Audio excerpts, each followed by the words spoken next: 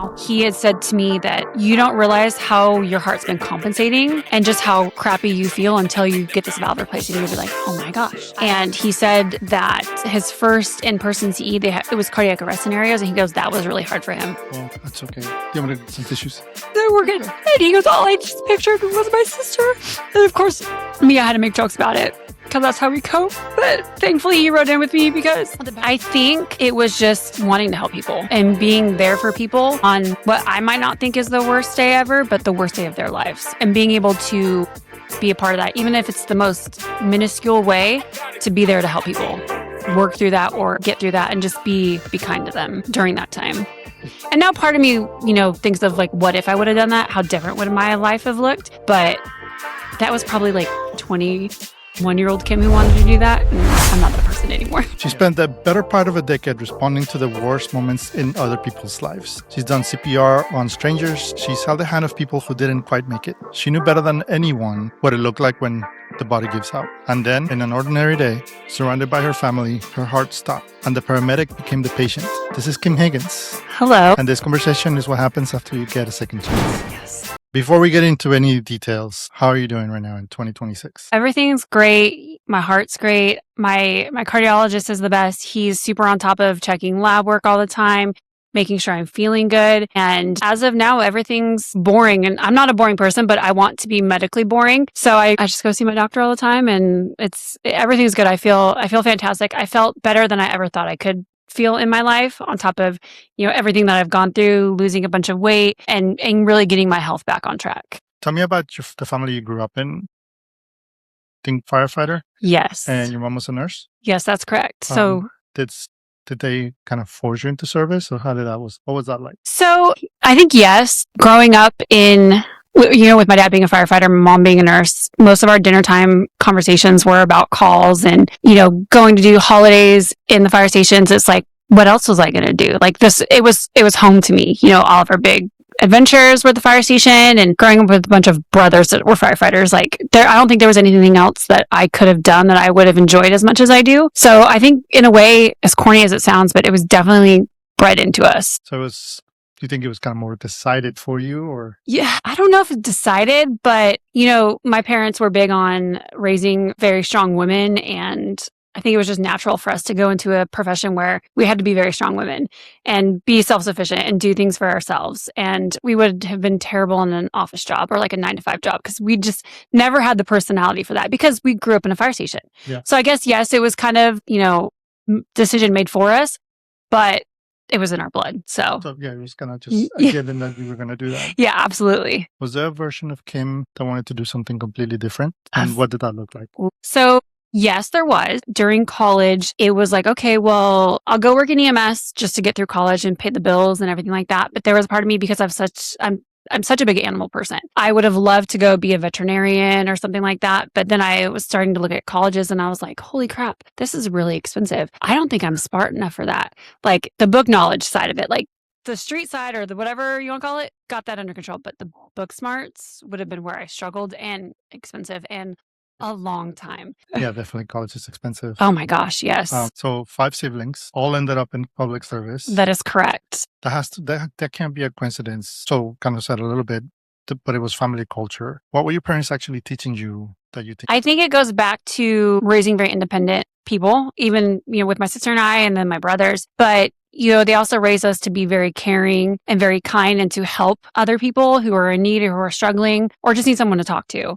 I think that had a lot to do with it. And, growing up, we always had a bunch of, my brother's friends over at the house who were always volunteering at this like homeless shelter, like giving food and stuff. So I think it was just on the way we were brought up to be kind, caring, giving individuals, and strong enough to be able to handle that and to make a name for ourselves. That's pretty cool. Yeah. Like, what is it like having an identical twin? It's, it's hard to say what it's like, because I don't know anything else. And people, when we were growing up, like, would you not want a twin? And I'm like, well, I don't know any different. But I think it's funnier now that we both work at the same department. We do the same job. We work different shifts, but it's a riot, because I'll have people coming up to me saying, oh, hey, do you remember that call? And by people, I mean like firefighters and cops and nurses.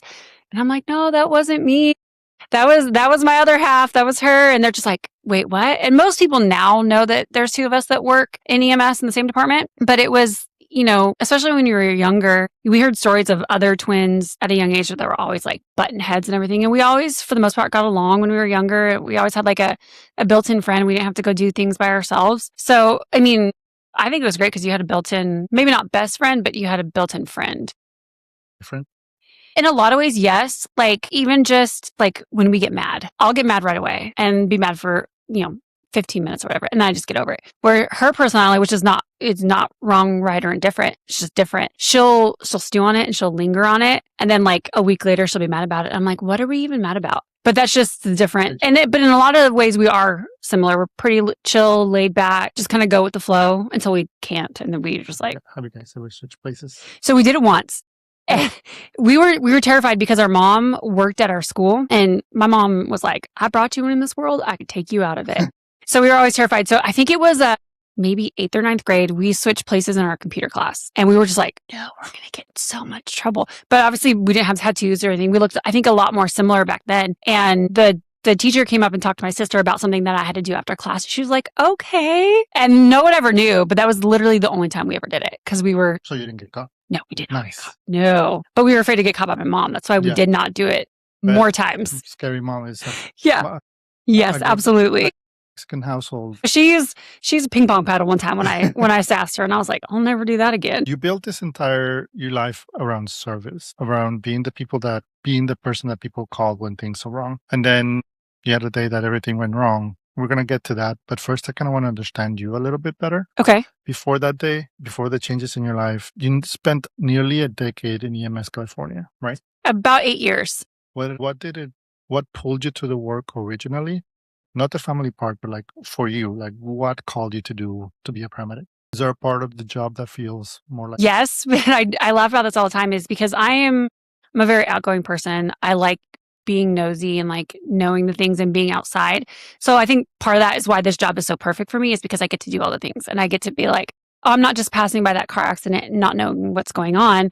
I get to actually be there and do that. So I think that's what keeps me there and it's never boring. It's never the same thing twice. Like there are so many times throughout my EMS career, I was like, oh, this is the craziest call I've ever been on. And then something else. And I was like, oh, that was nothing compared to this. This is nothing. Yeah. And then I get to go into people's homes. And the thing that I really like is just getting to talk to people. I've learned so many life stories about people and people for some reason feel like they can tell me these things. And so a lot of my partners are like, how did you get that out of them? I'm like, I just talk to them. And that's what I love doing is I just love talking to people. I've never met a stranger and just getting to be nosy into their lives for lack of a better term. I have to say, I love talking to like the elderly population. Oh, 100%. I have a lot of questions that I ask them. So first I'll ask them, do you remember the first time you had AC? Because for the most part, we take it for granted now, but for the most part, before the 1950s, not everybody had AC. Right.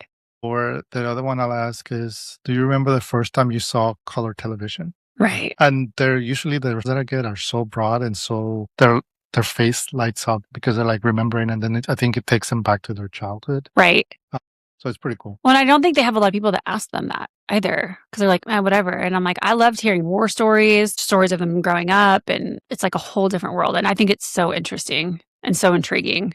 Yeah. So you were part of a show. I was.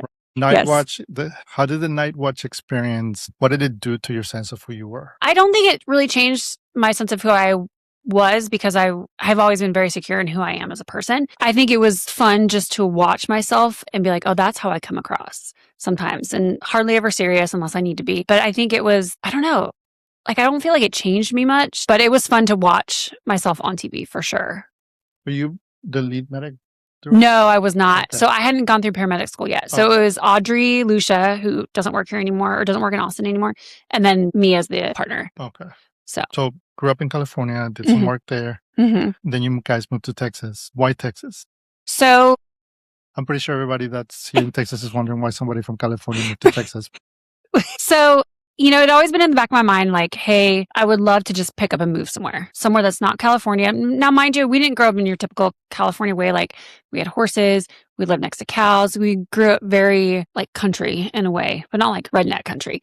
But, Nothing wrong with that. No, absolutely not. But, I've had people say, oh, you're from California. Do they even play country music in California? And I'm like, my neighbors were cows. We used to go cow tipping all the time. Okay. But, Texas was always kind of on the radar because we had the horses and very much like country life. And so Matthew, my younger brother, had put in several applications into several states. And I don't remember which ones they were now, but Austin came through and he's like, hey, I got a job offer. I got to go, through all the backgrounds and stuff. And I was like, well, if you're moving, I'm going with you because the age difference between my 2 older siblings and then us 3 younger siblings is, I want to say my oldest brother's 7 years older. And then the next brother who's a firefighter is 5 years older than us, give or take. So then the 3 of us, we always called us the 3 little ones, were super close because we were much closer in age.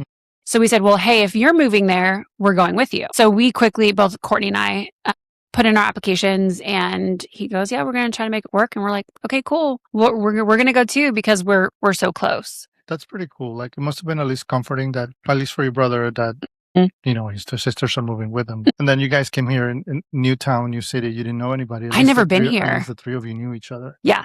And he moved here in the end of January of 2017. And then his wife stayed in California to wrap up some of her stuff that she needed to get done for the transfer because she works at In-N-Out. So he was here for a little bit by himself and that was really hard for him. And then she moved here and then we quickly moved here in June of 2017. And I think the relationship with my sister-in-law definitely got way stronger by us being here. And because we only had the 4 of us and my parents hadn't moved here yet. So there were so many good things that came out of picking up our entire lives, being terrified because we had never been here, but we're like, you know what? My brother's here. My sister-in-law's here. We're going to make this work. We're going to make the best of it. So we did. Here you are, almost 10 years later. I know. It's wild. I've known you for a little bit, but if I met you back in 2023, let's say I just met you before September 11, and I asked you who Kim was, what would you have? Well, definitely someone who knew that life is fragile and life is short, because we all know that. But back then I didn't grasp the reality of like just how quickly life can be over, whether you are ready for it or not, and nothing you can do can stop it. So I definitely understood life was fragile from this job, but I never truly grasped it. And, I still am a lot of the same person as I was back then as I am now, but like it sounds bad to say I didn't value life as fragile as I do now, but I think in a way, absolutely. I live for the moment now versus back then. Was there anything that you were like sure about before back then that you're not so sure of? I don't think so, really. Not anything that's coming to mind. You live with a congenital heart condition all your life, right? When did you first understand it was serious for you? Probably when I was about 10, because I had my first open heart surgery at 4 months. Of course, I'm a baby. And then I just grew up going to the doctors all the time. And then when I could finally understand, I think it was the first time sitting there in the doctor's office, usually with my mom, because my dad was always working because he was a fireman before he retired. And them talking about, okay, so, eventually she's going to need a valve replacement and all these things. And at 10, they're like, she's probably going to have it sooner rather than later. And then I was like, holy crap, I'm still a child. This is serious. Like, I don't know what the future holds. And so I think probably when I was about 10, when I really started to understand, like, this is a big deal. Like, this is your heart. Now, there's people with way worse conditions than I have, but I would probably say about 10. About 10. That's for a child. I keep thinking of all the things that, a normal kid does. Was there anything that you couldn't do or things that you had to push through at that age? No. I was my cardiologist at the time. He was like, I don't want you hanging from monkey bars. I don't want you going on roller coasters. I still did all that anyway. Because I was like, I have this condition. I'm not going to let it stop me from doing something that I want to do. So I played volleyball. I rode horses. I was always super active. I bet you that probably helped your heart get stronger. 100%. And later down the road, when I got my new cardiologist, which is the cardiologist I have now, I understand why I would get a little more tired quicker than some other people. And that was a big thing. That's what I was really looking forward to. Like, I can feel like a normal human, even though like that was my normal. I understood it's not normal in a way for like a, average healthy person. So that's crazy. Yeah. Did everybody know like when you got to work, or is it something that you kind of kept in? I want to say a couple of people knew when I was in the academy, but I really didn't talk too much about it because I was like, it's a thing, but it's always been a thing. No, like it's not who you are. It's just something. It's just something that I have that I've never known life without it. So, and then as I, was here longer or in Austin longer, more people would find out and they'd be like, oh my gosh. And then they would see the scar on my chest, which wasn't as noticeable as the one I have now. They'd be like, oh, hey, so what's that? And I'm like, I have zero issues telling people about it. Like, I'm not ashamed of it. Exactly. I'm like, I don't care. I'll show my scars. It is what it is. So what I find fascinating about you specifically is that you're a paramedic. with heart condition. You know exactly what cardiac events look like and what the stats are, Right. what the outcomes actually look like. Did that help? Or did I? So the rational side of me knows it helped, but there's always those like intrusive thoughts that come in to be like, crap, that could have been so much worse. It was worse. It was bad, but it could have been so much worse. So I think in a way it's helped, but it also has brought more of like how grave the situation was, because we do know the stats. We do know like how often do you get ROSC on a cardiac arrest and they walk out of the hospital neurologically attacked. So it helped and it didn't help at the same time. Yeah. I bet that's hard. Yeah. 100%. Have you ever had a patient with that? And if that, what was that like? Yes, but like the way that they brought it up, I'm just like, okay, whatever. They're like, well, I had this. I was like, so did I. I'm still not being a jerk like you are to me. Like I was never a jerk to my nurses or my the providers. And, in a way, going through everything I've gone through in the last 6 years has made me a much more empathetic provider, but also at the same time, a little bit less empathetic because I'm like, you really call 911 for that? Seriously? Do you want to know what I did? Do as I say, not as I do. Like working in a 3rd-degree heart block with a heart rate of 32, ran 2 calls, drove the ambulance to the hospital. Probably should have done that. But most of the time, yes, it's made me a more empathetic provider, but less at the same time. Has it made you a better provider overall? Oh, 100%. Also, it has made me more aware of the support we give to families and friends too. That makes sense. Yeah, absolutely. I want to ask you this question. Do you feel like it's going to give out at some point? Well, there's always that fear. I think that's human nature, but I'm in the mindset of if it's going to happen, nothing I'm going to do is going to stop it. I can only live for right now, do the things that I do, let my friends and family know that I love them. And if it's my time, it's my time, which is hard. I'm only 40 years old, but. You're 40? Yeah. Oh, I'll be 41 in October. Thanks. But I mean, there's always that fear, especially it happened once, it can happen again. But I joke, I was like, I got my built-in insurance policy now. So if I ever go into VFib, it's just going to shock me. It's going to shock you. Yeah. And I'll probably cry. None of that here today. I always say, I'm like, it's going to hurt, but it's better than the alternative. That's for sure. Has it ever shocked you randomly? No. I am on the mindset of when I needed it, I didn't have it. Now that I have it, I'm never going to need it. It was just a one-off abnormality and that's it. Okay. So September 11, 2004. 24. Yeah. 2004. I do that all the time. My wife always gets after me. It's like, it's not 04, it's 24. 24. A year and a half ago-ish, or give or take. Give or take. Mm-hmm. Can you walk me through that morning? What do you remember? I don't remember anything. I don't remember anything from that day.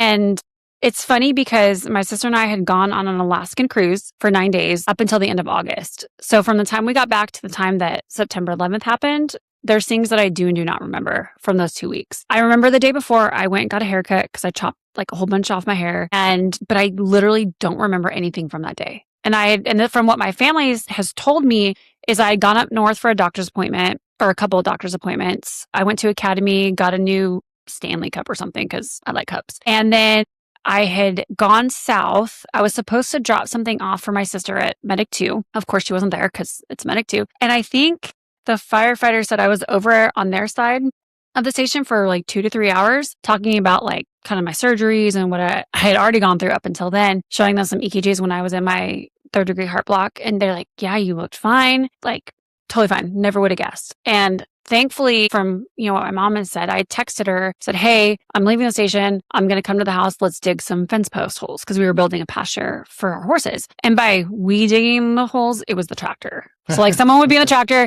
I would stand in front of the tractor and like direct her if she needed to move forward or like how deep she needed to dig. So I wasn't really doing anything physical. And she said, yeah, you got here to the house in San Marcos. You looked fine. You were texting on your watch. You had your water cup in one hand and never would have thought anything was wrong. And at that point, nothing was. And I had been texting Chrislyn McSherry off my watch, I have zero recollection of it. And it's funny, after the fact, I went to my camera roll and I had taken some pictures of my hair that morning because like it was super short and I had done it cute apparently. Don't remember. And it was the weirdest feeling, like seeing these pictures and going, I don't remember that. Like, why don't I remember that? It was, I can't even describe to you the feeling. It was so weird. I was like, I have zero recollection of this. Nothing from that day. And nothing has come back from that day. So what is the last thing you...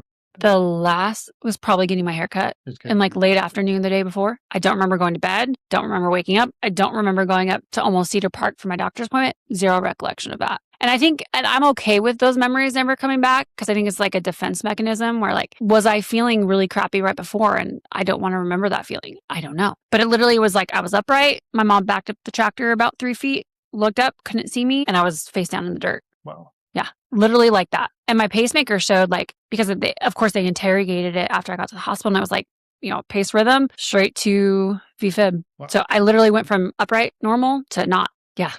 So your mom and your brother were there? So my mom was there. My brother wasn't there yet. So she backed to the tractor and opened the door and was like, oh, maybe she tripped and fell or something. She called for me. I didn't move. So she's like, oh, that's a problem. So she turns the tractor off. Already is calling 911 because she's like, well, even if she fell and hurt herself, I'm not gonna be able to get her up. My mom's kind of tiny. So she already had 911 on the phone, and she goes over to me, and of course my head is like in the hole, of course. But luckily I had already lost like 90 pounds. So she says it felt like it took her forever to get me rolled over, but the whole mom strength kicked in and it probably wasn't that long. She was able to get me rolled over, and she goes, I was already cyanotic. I was agonal breathing. And she's like, this is not good. So, she had 911 on the phone. And so of course they were going through all the CPR instructions. She's like, yeah, I was an ER nurse 40 years ago. So she started CPR. I don't know where in the whole event that she called my brother, or maybe her friend came down and called my brother, but he had just gotten back in to town from a deployment. Like I can't remember where they were supposed to go, but he had just gotten back into town. He had his wife and his oldest son, who's now 3, in the truck. So he showed up. Well, take it back. Where my parents are at in San Marcos, it's like the unincorporated part. So there's a San Marcos fire station closer, but they had to wait for South Haze Fire. So they got on scene just about 13 minutes after my mom called. 13 minutes.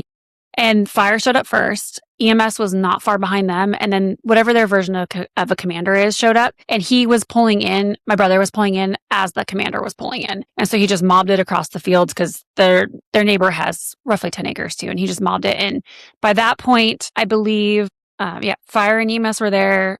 So my mom did CPR for 13 minutes, mind you. That's a lot of time. That's a lot of time for anybody. Once fire got there, they did 1 round. Of course, by that time I was on the monitor and they're like, okay, she's in VFib. They shocked me. I maintained ROSC, and my brother shows up, and my brother is a big guy. And he walks up, and from what they tell me, he said, hey, I'm a paramedic with Austin. This is my sister. What do you have? And so they were loading me up. Of course, I remember nothing of it, which is okay. And he rides in with me, which is a good thing. But the thing that sucked for him is he ended up having to bag me for a little bit. The paramedic was struggling because he was a brand new paramedic. Then my mom felt bad that he had to ride in, but it was like, no, it was actually a good thing that he was able to be there and because nobody else was there. And then apparently I started to try to fight. When I was in there, I was like, well, if you let me fight, I would have raised my blood pressure. Yeah. And because my blood pressure was super low, but luckily I never went back into VFib. Anything like that. So they took me to Seton Hayes. Of course, they RSI'd me, did all the things, checked everything. And they were like, well, is it, it's summertime, it's September, is it an electrolyte imbalance? It wasn't. It was just like a weird, like, hey, hold my beer, watch this. My heart just went straight to VFib. But so my mom and my brother were there. And then my sister was at work. So she obviously got a phone call and she came over to Seton Hayes. And then I don't know if they told me where my dad was, but they all got there. And then my 2 older brothers who still live in California, of course, got the phone call. They both were able to fly in I want to say the next day, and they were there. I want to say I was in a medically induced coma for 4 days, I think. So they were able to be there for that and fly in and everything. But of course, I was a very unwilling participant in all of it. I was like, I didn't sign up for any of this. But the only thing that they could attribute it to is my pacemaker doctor said, you're basically pacemaker dependent, because whenever I would go get my pacemaker checks, I was always in a 3rd degree. So he's like, you're paced 100% of the time. And he said in 15% of pacemaker dependent patients, because you only have leads to the right side of your heart, your left side can get lazy. You can get your ejection fraction goes down. You can get some hypertrophy to the left ventricle. So just keep up on your echoes every year. If that happens, we'll just go and we'll put a lead to the left ventricle. Cool, we'll solve that problem. So about a week before, I do remember this, I had gotten my yearly echo and my cardiologist said, hey, your ejection fraction has gone down a little bit. Your left ventricle, it's not crazy, but it's a little bit thickened. So like, hey, let's just go ahead and plan to go put that left lead in. Cool. So the only thing that they could imagine, because everything, my cath was good, my lab work was good, did not have a heart attack. The only thing that they could say for sure was that my left ventricle was just like, meh, I'm tired, I'm out, and go straight to VFib. I'm going to take a break. Yeah. I'm just hold my beer, watch this. Yeah. That's what I like to say. And at that point, I only had the pacemaker. So if I had had the defibrillator, it would have just shocked me right in there. The only 2 places that this could have happened with the outcome that it had was either at the fire station, which I would have traumatized those poor boys. But obviously I would have gotten the AED on me a lot quicker and gotten shocked, or in front of my mom, because other than that, it was either or the doctor's office, I guess I could say that. But the other time I was driving. And so the hardest part for me when I got home and would like lay down to go to sleep, the rational side of me knew like, this is not what happened. But you know, those intrusive thoughts say, well, what if I would have been driving? What if I would have wrecked? No one would have realized it and I would have died right there. Or if I had survived, what if I had hit and killed somebody else? How would I have lived with that? Or by an off chance, what if I had decided to go home and been by myself with my dogs and my cat? Like my sister would have come home the next morning and just found me dead on the floor. So of any place it could have happened. It happened in the right place at the right time. Yep. 100%. I was just thinking like. Yeah. Or when we were on our Alaskan cruise, we were hiking up in Canada. What if it would have happened on our hike in Canada? Yeah. Like, and then only my sister was there and then they would have to airlift me somewhere. And yeah, so there's so many scenarios that could have happened that did not. Like it was the perfect storm, for lack of a better term. Yeah. Like she knew CPR. She was on me like super fast. I think they said even after roughly 15 minutes of CPR, my pH was only like 7.2 or 7.3. So one, high quality CPR. She got on me really quick. And that's why I did walk out of the hospital neurologically intact after 2 weeks. Yes. You know, their trauma is different than my trauma, obviously, because I was asleep for all of it. But, you know, she talked about when she got me rolled over and started CPR, and she just kept saying, like, where's the fire department? Where's EMS? Where is EMS? And, you know, I come from a family of believers. So she said at one point, she just heard this voice in the back of her head, like, hey, just let her go. She's been through enough. And she's like, absolutely not. Yes. Like just this poor girl has been through so much. Just let her go. And she's like, I refuse to do that. Refuse to do that. Like this is still my kid, even though she's 38 years old. So yeah, she was like, I refuse to do this. And we joke now that like she brought me into this world twice, once when I was born and then once when she did CPR on me for 13 minutes. Yeah. She still threatens, I'll still take you out of this world if you sass me. I've brought you in twice. I have all the leeway to do that. So we joke about that. That's funny. Yeah. We have to find the humor in it. Yeah, you do. Because that's how we cope with our trauma. Especially, you know, in professions like ours, it's like right. You kind of have to. Absolutely. And it's a good tool that we have in our, you know, in our belt that we can use. Yeah. Especially for your family all being in the service industry. Yeah. And I know my brother that's a firefighter, Sean, you know, he's been in EMS forever, for a long time. And he goes, after going through that with you, he goes, my first cardiac arrest, after it, he goes, I had such a different perspective. He goes, I had more compassion for the family. I had more compassion for the patient. And he's like, I obviously, on every cardiac arrest or every critical patient, I try to do my best. He goes, but this pushes me even harder now because sometimes whatever we do is not going to change the outcome. But he goes, but in this situation, like if it was you, I would have gone above and beyond. So it definitely changed his perspective. Yeah. And he goes, now I understand. Obviously, I wasn't there physically when you had your cardiac arrest, but the aftermath, he goes, you know, I take more time to talk to the family and just be so much more empathetic and caring. And not that he wasn't before. Right. It makes it more personal now. And for all of us, our first cardiac arrest after was pretty tough, you know, because we're like, my gosh, like we know what to do, but like it's so much more real. How was that for you? So it was awkward in a way. It was Christmas.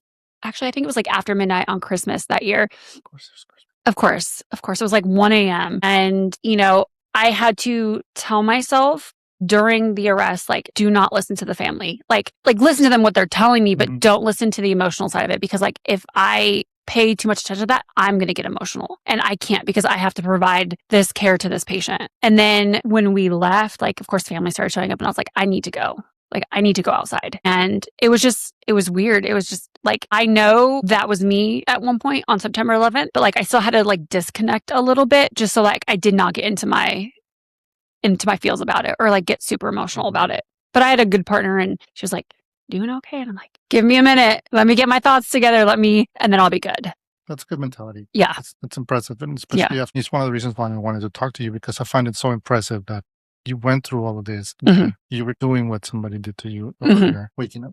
So, and it's funny because on Christmas Day, I remember driving into work, I'm listening to Christmas carols and, well, okay, I should say, I remember waking up going, oh my gosh, why is my chest so sore? Like, you know what happened? Well, so back to Christmas Day, I knew that both of my brothers were there. Now, my oldest brother had to leave before they extubated me, which was really hard for him because he's like, I just want to see her awake. I just want to see her talk. My other brother, Sean, the firefighter, got to stay. I want to say he stayed till the next day. So like he got to see me awake. And of course I had no voice because I'd been intubated for 4 or 5 days or however long it was. But I remember driving to work on Christmas, singing Christmas carols. I was like, oh, going to Medic 2. This is going to be rough. And then all of a sudden his voice pops into my head. And I remember he was on the left side of my bed. And now I don't remember seeing him, but I've seen the pictures of him sitting next to me in the bed. I just hear his voice saying, hey, so what happened was you're going to get a defibrillator because XYZ happened. And this is what I do because I've done it throughout my surgeries. I just was like this. And he's like, oh, she's fine. She's fine. Totally fine. And then every time like a nurse or a doctor would come in and talk about cardiac arrest, I'd just be like, but like I knew it was. So that was probably the first like memory that came back other than just waking up going, oh my gosh, why is my chest so sore? So sore. It was hearing him. And then it was probably a good couple days before I start to like remember getting up to walk. And apparently like the day after or the day that I was extubated, I was like, I'm getting up and walking. And the nurse was like, you probably should wait for physical therapy. I'm like, you can go with me or you cannot because I'm going to go walk. I would get up, I'd walk out the door, go like 10 feet and be like, okay, no, I'm going back to bed. I'm going back to bed. I'm going to go take a nap now. I'm curious. In that time, there's a lot of people that go through near-death experiences, say they see things or feel things. Or did you experience any of that? Or no, I joke and I say I saw the aliens and I was like, this world's messed up. And the aliens and I had great conversations, but no, I don't remember anything and nothing has ever come back. Like I didn't see a light. I didn't hear anything, but I'm also curious if like over time, maybe my brain will be like, come back. Hey, or not. So I don't remember it. And it's just wild to me, like how your brain works, of how like I remember nothing from beforehand. And then of course, several days after, because I had all the paralytics and sedation still in my system, like remembering things. So. After you woke up and you understood what had happened, what did you feel the worst? Did you feel relief, confusion about what happened? Or were you relieved that you were at this side now? I think I was angry because, and it goes back to technically my second open heart surgery, but my valve replacement in 2020, how my cardiothoracic surgeon was like, hey, you're young, you're otherwise healthy. This should be just a walk in the park. Like you'll be off for 3 months, you'll go back to work. I never in a million years thought that it could get as bad as it did throughout all of the complications that I had from my open heart surgery till then. I think part of me was angry because I was like, why did I have to go through that? Like, why? I could have done without all of that. And so at first it was relief that I was still here and that like everything aligned to where I had the best outcome that I could. But there was still part of me that was like frustrated and angry. Like why? This is BS. Like I take care of myself. I'm active. Like why? How did I draw the short end of the stick to get all these complications? And then now this. Yeah. Like.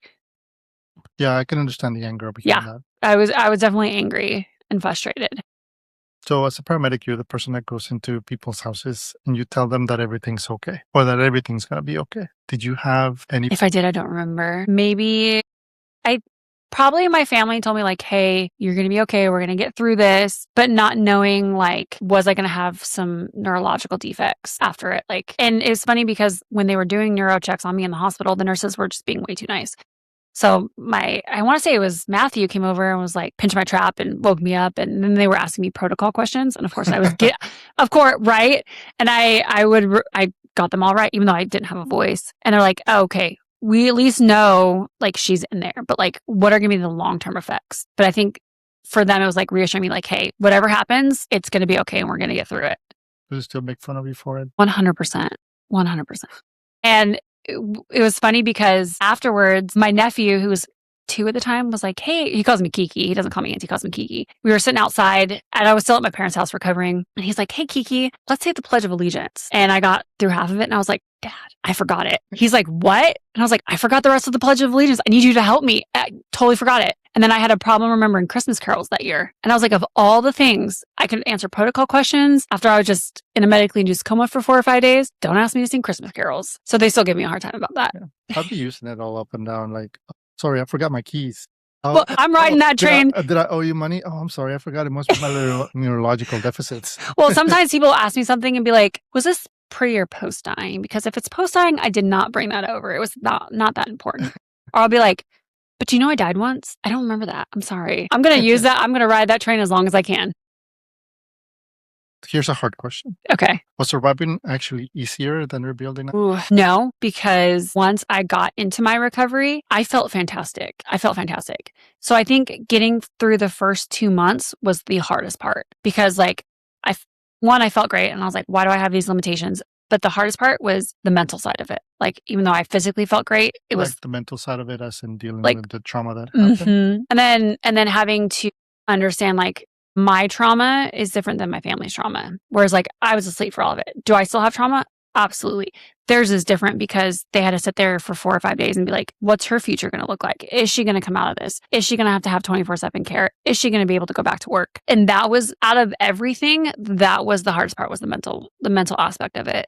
And like, I felt great because, I got the defibrillator put in, we put that left lead in, my EF is like 67% or some astronomical number. I was like, oh my gosh, this is what he was talking about, of how crappy I felt before. Now I feel fantastic. I feel like a normal human being. But the recovery was the mental aspect of it. And then still the fear of like, is this going to happen again? Yeah, that would get. Is this going to happen again? And then laying down to go to sleep and then not sleeping because I would run through all the different scenarios of like what could have happened. Even though the rational side of me knows that did not happen, that was by far the hardest part, was the mental aspect of it. And then, we've all had some struggles then. And not on purpose did I put my family through this, but there's still that guilt of like, I put my family through this, even though it was not my intention. It was never my intention. It happened. And so that was really hard. And it still gets to me sometimes, but now, it's better. I think time will probably feel better as time goes by. Yeah. And I have had some really good talks with my brother Sean about it. And he's like, I don't want you to feel guilty. Like, nothing you could have done could have stopped it. We all have things that we have to work through, and we're just going to have to work through them on our own time. So in a roundabout way, I think recovery was worse mentally than physically because I felt great. I felt fantastic. Well, that's good. Yeah. I mean, I was out shooting hogs 2 weeks later. Yes. Well, I should say 2 weeks after getting discharged from the hospital. Okay. And I was like, I don't know why I can't do this. And I literally sent my cardiologist a picture. I was like, this counts as cardiac rehab, right? He's like, he calls me Kimmy. He's like, Kimmy, why am I not even surprised? I'm like, I feel great. I'm ready to.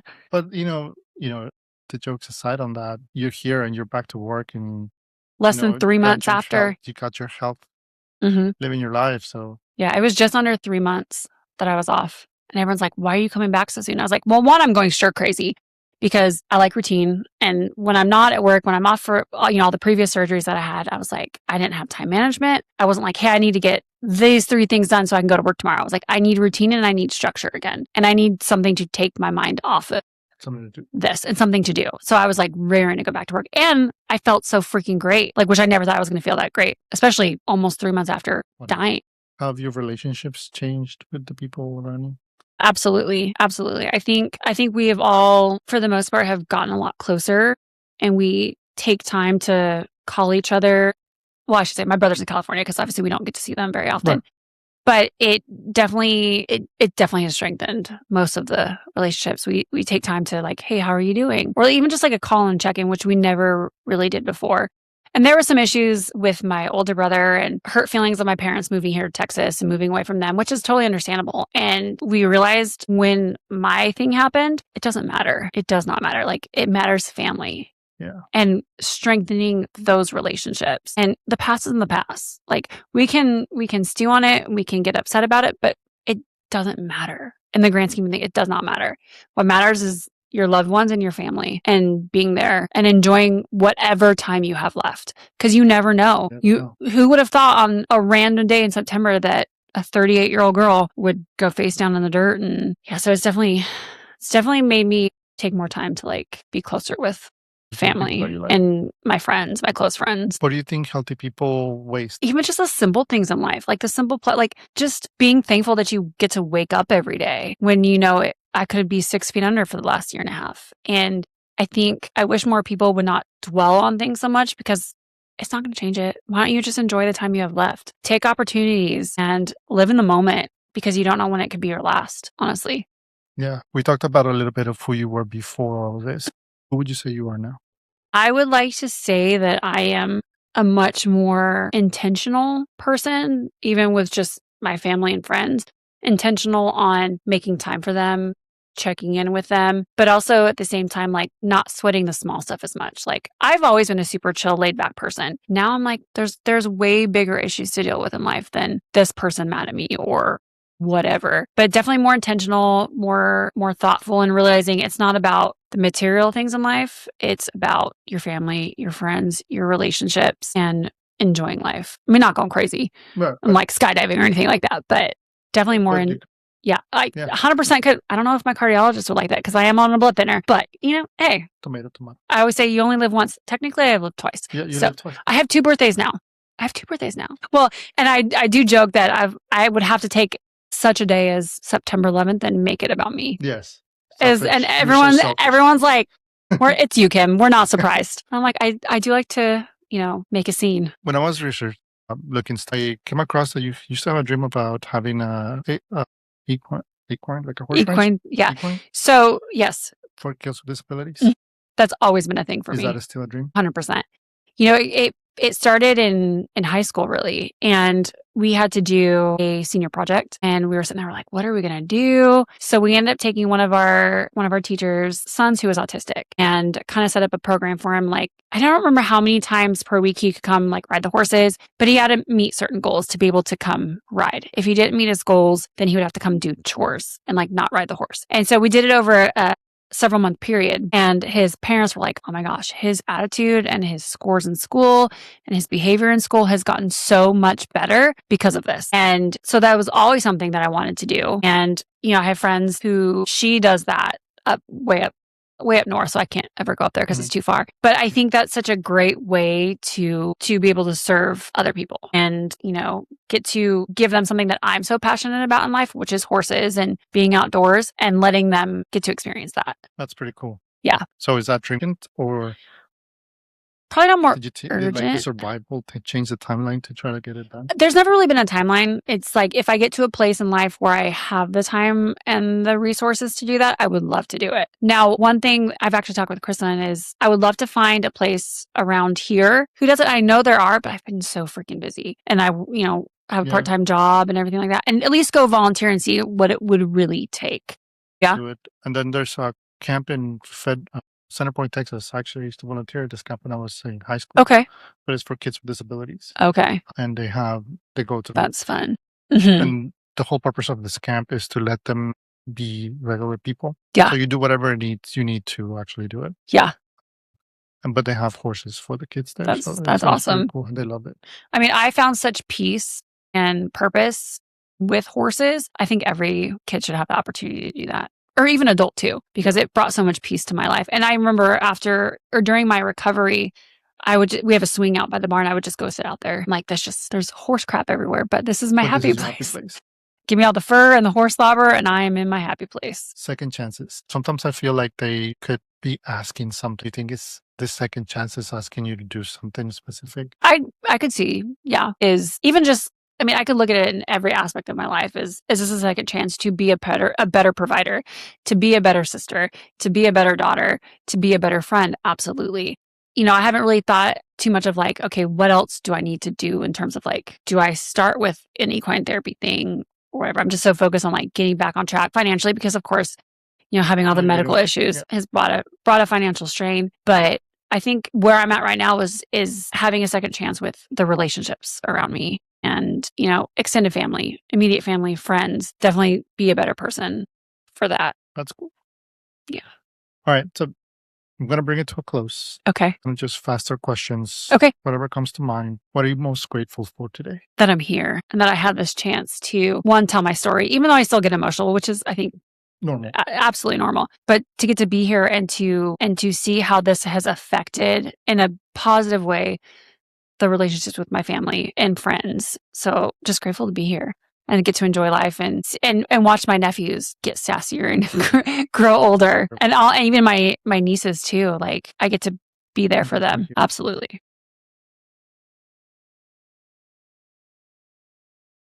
That therapy is a great thing. Therapy is a great thing and I should have done it sooner. Yeah, that's what Tanya said. Like people do it now. You need to take them too late. Yeah, 17 years in EMS, for so many years I was like, I'm good. I don't need therapy. And then once I finally started doing therapy, I was like, my gosh, one, I'm not okay. Two, it's okay to not be okay. And getting it all out in therapy is great. 100%. I wish I would have taken advantage of that sooner. Mm-hmm. What do people waste too much time worrying about? Worrying about things that they cannot change, honestly. Yeah, I've always been a big believer of that. Like, or like getting stressed out and upset about things. It's like, why? Why? And we all have our things that we get stressed out and worried about. Finances, home life. I get that. But like, why? Why waste the time and energy when life is so short and so fragile? What does courage actually mean to you? I think courage is realizing you're not okay, asking for help, but then also being brave enough to talk about your experience and help other people who may not be going through the same experience, but still something that is, monumental to them. And just getting up every day and saying, hey, you know what? It could have gone the other way. And I'm going to enjoy and be brave and be secure and use this as a positive thing for other people to look at. Yeah. So you spend years responding to the worst in people's lives. When your worst moment came, what did it teach you about It goes back to the whole like life is fragile. Life is fragile. And you especially when we're wrong, you're like, it'll never happen to me. I'll never get in a car accident. Or like, hey, if I see a car coming at me, I'm going to have time to swerve and miss it. No, like literally I went from upright, texting on my watch to flat. When it comes, it comes. Like there's no stopping it. Yeah. There's no stopping it at all. I agree with that. Yeah. Thank you so much for sharing your story with me today. Well, thank you for having me. I really hope you have a good rest of your life because I think you've... I want to be boring medically wise. And I tell this to my cardiologist all the time. I just want to be boring. And he's like, Kimmy, you're not a boring person. I'm like, I know that, but I just want a reprieve. And now that we're almost 2 years out, things are calming down. Things are working like they should. And we're going to hope and pray that that continues. What's next? Next is hopefully not another surgery until I have to replace my defibrillator battery, hopefully in like 7 years. Because I am surgeried out. Because that's like, I think I counted since 2020, I've had like 11 surgeries. I'm tired of it. Hopefully no surgeries till I replace this thing. Nice. We're going to keep it like that. Okay. Perfect. Well, thank you for being here. Hope you have a good day. Thank you for having me. And we'll put this out for people to see. Perfect. Awesome. Thank you. Oh my God.